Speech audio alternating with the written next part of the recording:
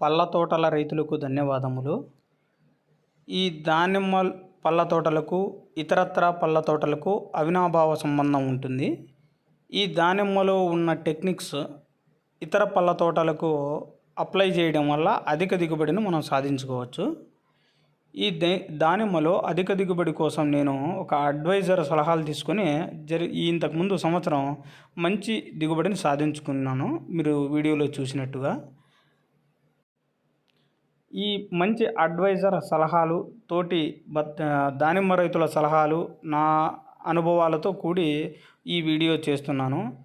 మనం అధిక దిగుబడిని సాధించుకోవడానికి కోసం నా అనుభవాలు మీతో పంచుకోవడానికి ఈ వీడియో చేస్తున్నాను.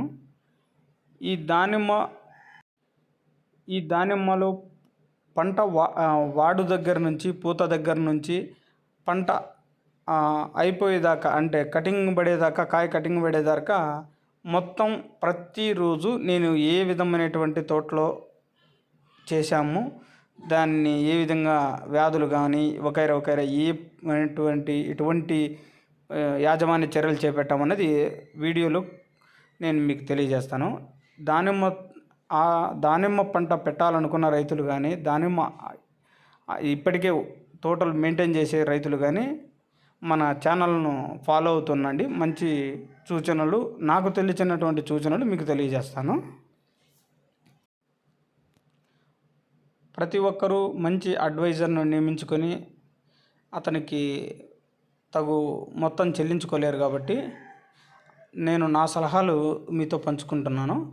ఈరోజు 14వ తారీఖున, ఈ 4వ నెల 14వ తారీఖున నేను ఈ దానిమ్మ తోటలో కటింగ్ చేస్తున్నాము. వీళ్ళు మహారాష్ట్ర నుంచి వచ్చారు. వీళ్ళతో కటింగ్ చేపిస్తున్నాను. కటింగ్ చేసిన తర్వాత ఆ కటింగ్ చేసిన పుల్లలను ఏ విధంగా నేను కుప్పలుగా ఊడ్చాను, దాన్ని నేను ఏ విధంగా ట్రాక్టర్ సహాయంతో తోలాను అన్నది మీకు వీడియో చివరిలో చూపిస్తాను. వాళ్ళ మహారాష్ట్ర నుంచి వచ్చారు వీళ్ళ కటింగ్ గమనించండి. ఇంతకుముందు సంవత్సరం మంచి దిగుబడిని నేను సాధించుకోగలిగాను. తోటి రైతులకు నా సలహాలు చెప్దామనేసి నేను ఈ వీడియో చేస్తున్నాను. కంటిన్యూగా ఉంటాయి.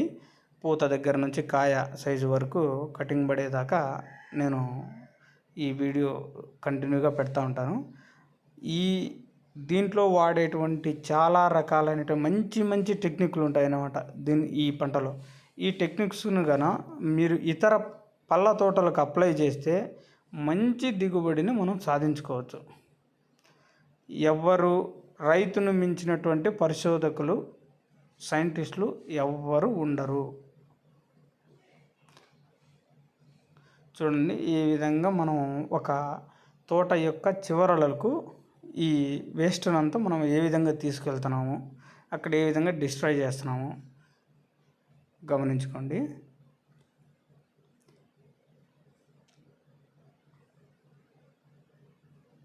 ఈ విధంగా తోట చివరలకు మనం తీసుకెళ్తాం అన్నమాట. దీన్ని మళ్ళీ మనం మ్యాన్ పవర్ తక్కువగా ఉన్నప్పుడు మనం ఇలాంటి టెక్నికల్ ద్వారా మనం చేసుకోవాల్సిందే. ఇంకా ముందే ఇంకో వీడియో చేయాల్సింది. ఇప్పటికే నేను భూమిలోకి చెరుకు పిప్పి, పశువుల ఎరువు, బయో ఎరువులు కొన్ని భూమిలో మంచి మోతాదులో అందించాను. ఇప్పుడు బాగా ఒత్తిడికి, అంటే స్ట్రెస్, ఈ వాడుకు గురైనప్పుడే కటింగ్ చేయండి. ఈ వాడుకు గురైనప్పుడు కటింగ్ చేయడం వల్ల ఏ ఇన్ఫెక్షన్స్ మొక్కలకు రావు. కటింగ్ చేసిన తర్వాత బ్లైటాక్స్, ఒక యాంటీబయాటిక్ను కలిపి స్ప్రే చేయండి. అది కూడా నెక్స్ట్ వీడియోలో నేను స్ప్రే చేసేటప్పుడు బూమర్ ద్వారా సహాయంతో నేను స్ప్రే చేసేటప్పుడు మీకు వీడియో కూడా చూపిస్తాను.